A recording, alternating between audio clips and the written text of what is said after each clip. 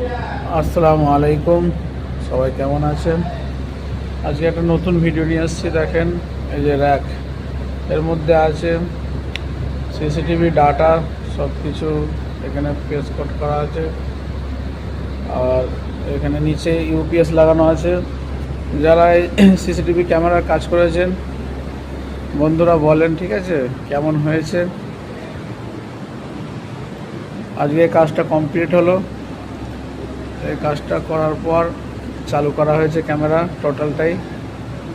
সবাই বলেন, যারা যারা এই প্যানেল দেখেছেন কমেন্ট করেন, শেয়ার করেন, চ্যানেলটাকে সাবস্ক্রাইব করে দেবেন। এই ইয়েলো কালারটা আছে, এটা হচ্ছে সিসিটিভি, এটা ডাটা।